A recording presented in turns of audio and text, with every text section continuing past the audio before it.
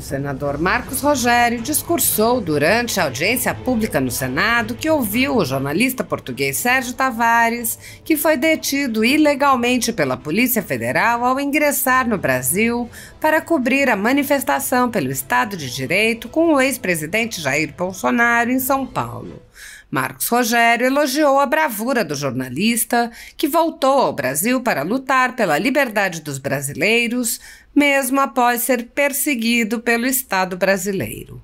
O senador afirmou: "Eu confesso que nunca imaginei que nós tivéssemos que, a esse tempo, ter que voltar a defender liberdade. Todos nós imaginávamos que essa era uma questão resolvida no Brasil. E hoje estamos saindo às ruas para gritar, para clamar por liberdade. Sobretudo, liberdade de expressão, que é um dos pilares da democracia. Não existe democracia sem liberdade de expressão." Marcos Rogério lembrou o absurdo da narrativa que justifica perseguições alegando uma suposta defesa da democracia. Alguém que se vale do instrumento da censura para defender a democracia subverte a democracia, porque não há democracia sem liberdade de expressão. Isso é algo incompatível. O pressuposto básico da democracia é a liberdade. O senador explicou que a mudança nas comunicações gerou reações de quem detinha o monopólio da comunicação e ponderou que as perdas dessas pessoas não justificam a atuação do Estado contra os direitos dos cidadãos. Marcos Rogério lembrou que por muito tempo a comunicação foi unilateral e alguns grupos tinham plena liberdade para impor as próprias narrativas. Ele disse: "Uma comunicação que ao longo do tempo foi uma comunicação de uma via só. A televisão dizia e o telespectador apenas recebia o que a televisão estava mostrando. O rádio, da mesma forma. Os jornais apresentavam as notícias, publicavam os editoriais e o leitor tinha que receber passivamente aquilo." Marcos Rogério contrastou esse modelo de comunicação com o modelo surgido após a criação das redes sociais. Com a chegada das redes sociais, as redes sociais deram voz a todo cidadão, inclusive aqueles que não estão preparados para usá-las. Isso é um fato.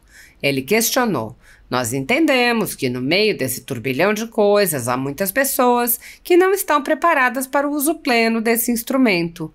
Agora, porque alguns não estão preparados para usá-la, nós vamos legitimar o Estado para que retire a liberdade?" O senador ilustrou ironicamente: "Não sei o que você vai dizer, mas para evitar que você diga alguma coisa que vai me ofender ou praticar um crime, vou tirar sua liberdade." O senador Marcos Rogério explicou que as decisões que vêm sendo observadas no judiciário controlado por Alexandre de Moraes não impõem apenas a censura, que já é vedada pela Constituição e por tratados internacionais de que o Brasil é signatário, mas vão além e impõem a censura prévia, calando pessoas sob o argumento de que podem vir a cometer algum crime. Ele lembrou que a lei brasileira não permite o que vem sendo feito, apontando que o Marco Civil da Internet é explícito ao determinar as hipóteses em que a remoção de conteúdos é possível. O senador desenhou: "Quando você bloqueia uma página, quando você manda tirar do ar um perfil, você está fazendo censura prévia, o que é muito mais grave, porque você está violando o direito do cidadão de se expressar. Quem é que pode afirmar o que ele vai dizer amanhã é criminoso? Então estou proibindo ele de ter essa plataforma como veículo de comunicação." Marcos Rogério explicou: "Defender liberdade de expressão não é defender o direito do outro falar o que me agrada.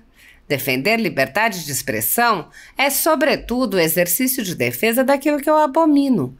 Ele tem o direito de dizer aquilo que me contraria. Isso é defesa da liberdade de expressão." O senador denunciou a segregação que vem sendo feita no Brasil em violação aos mais básicos princípios de qualquer direito. Ele disse: se alguém passar do ponto, cometer crime, temos a legislação penal. Denuncie, investigue-se, julgue-se, puna-se. Mas eu não tenho, como Estado, o direito de ser o árbitro para dizer: esse tem liberdade de expressão, esse não tem. O que nós vivemos no Brasil hoje é um regime em que tem brasileiros com assento na Constituição e todos os direitos e brasileiros que não gozam de todos os direitos.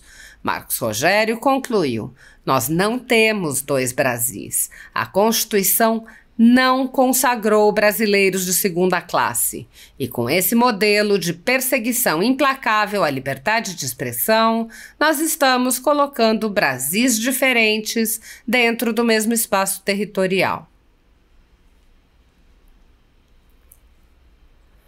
Nos últimos anos, até a liberdade de culto foi duramente restringida no Brasil, assim como diversas outras liberdades, em especial a liberdade de expressão, que é a base de qualquer democracia. As pessoas viram seus direitos de ir e vir, de trabalhar, de se expressar, de se informar e de se manifestar, entre outros, serem suprimidos. Cidadãos e empresas são perseguidos em inquéritos secretos e sofrem com medidas abusivas como prisões, buscas e apreensões, censura, bloqueio de redes sociais e até confisco de propriedade. Tudo isso acontece graças à complacência subserviente do Senado Federal. A renda da Folha Política e de outros sites e canais conservadores está sendo confiscada a mando do ministro Luiz Felipe Salomão, ex-corregedor do Tribunal Superior Eleitoral, com o apoio e respaldo dos ministros do STF Luiz Roberto Barroso, Alexandre de Moraes e Edson Fachin.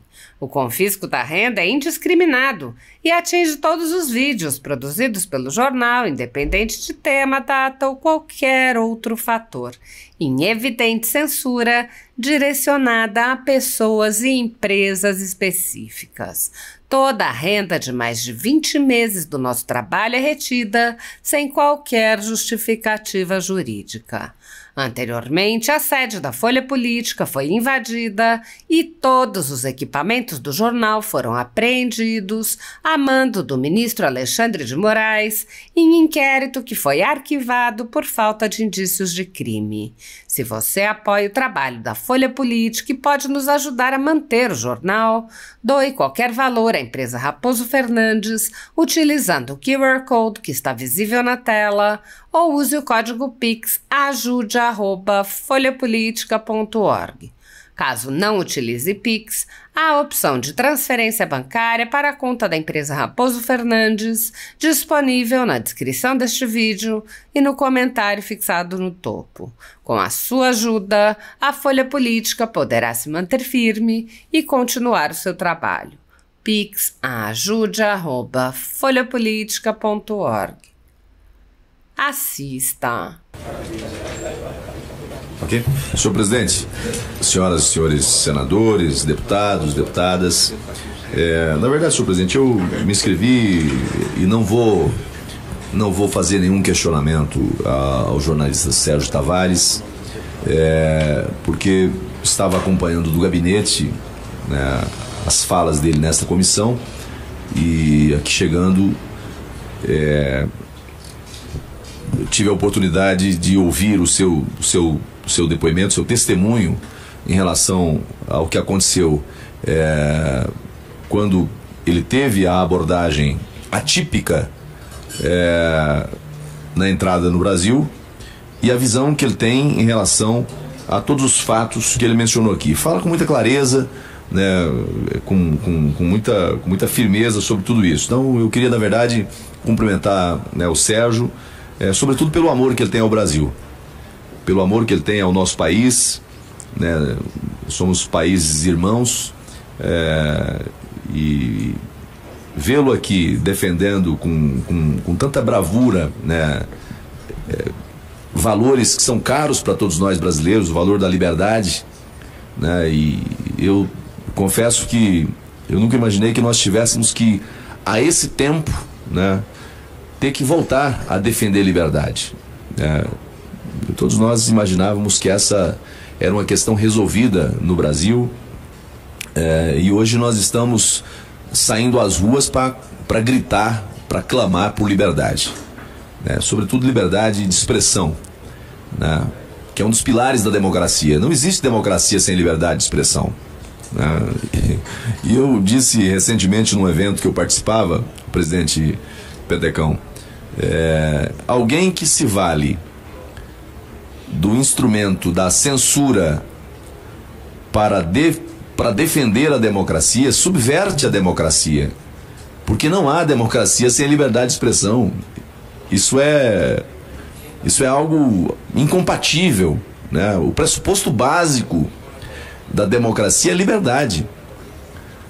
As pessoas têm a possibilidade, né, de pensar, dizer o que pensa, manifestar suas posições, comentar, criticar. E o brasileiro hoje está fazendo isso de maneira muito mais clara, muito mais aberta. E repito aqui o que eu disse recentemente, em razão desse novo ambiente de comunicação que nós temos. E aí, muita gente não estava preparado para ele, né?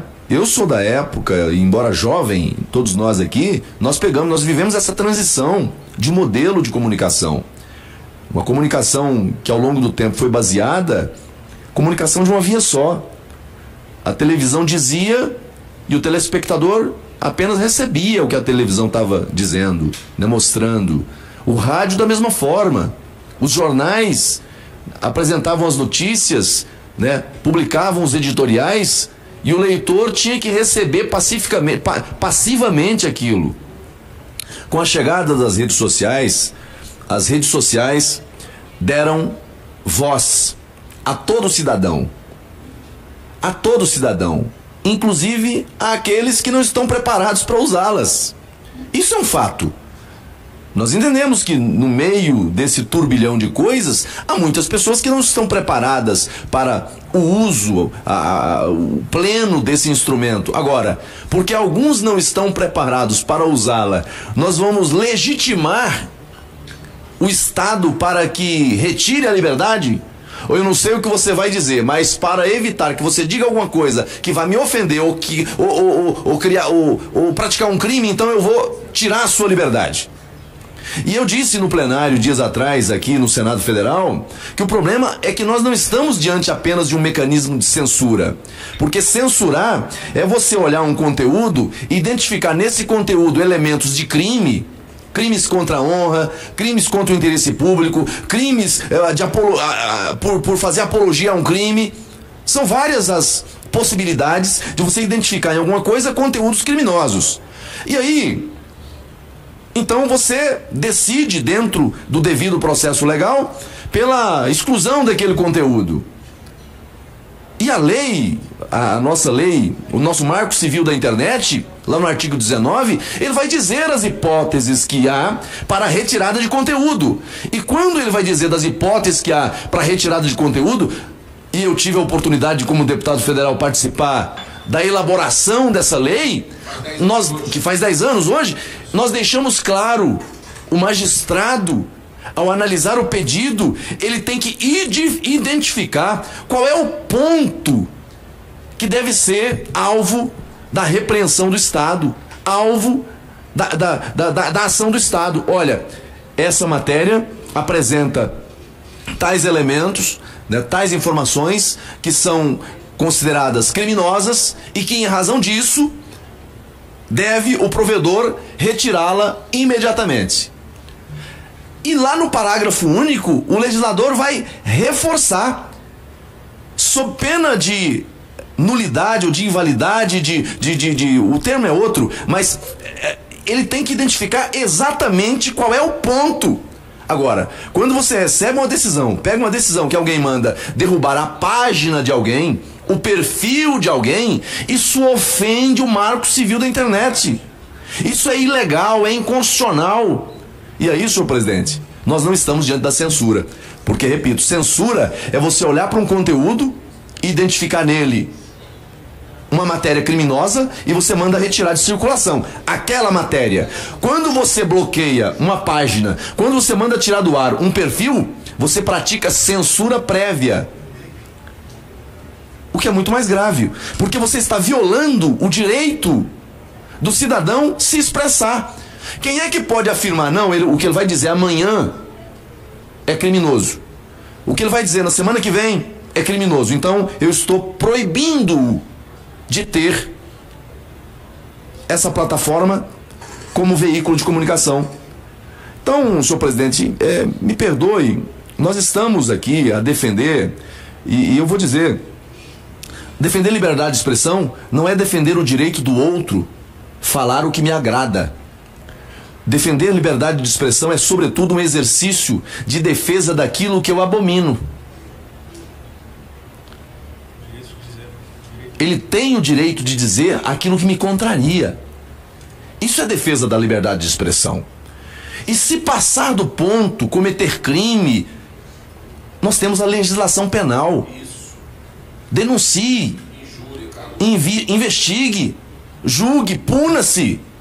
Agora, eu não tenho como Estado o direito de ser o árbitro para dizer esse tem liberdade de expressão, esse não tem. O que nós vivemos no Brasil hoje é um regime em que tem brasileiros com assento na Constituição, com todos os direitos, e brasileiros que não gozam de todos os direitos.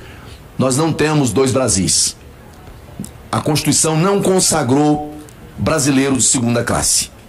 E com esse modelo de perseguição implacável à liberdade de expressão, nós estamos colocando Brasis diferentes dentro do mesmo espaço territorial. Então, eu agradeço Vossa Excelência pela oportunidade. Eu aqui queria apenas cumprimentar o Sérgio, dizer que você é muito bem-vindo ao nosso país, né? E você, repito, é alguém que gosta do Brasil, gosta dos brasileiros e é um apaixonado pelo tema, pela tese da liberdade, né? Obviamente que opiniões se pode concordar ou discordar, mas é justamente nesse ambiente de pluralidade de ideias que nós encontramos a democracia. E a liberdade é um pilar disso. E o que você defende aqui é justamente isso, esse valor maior para todos nós. Parabéns pela sua luta, parabéns pelo seu trabalho lá em Portugal e conte conosco aqui também.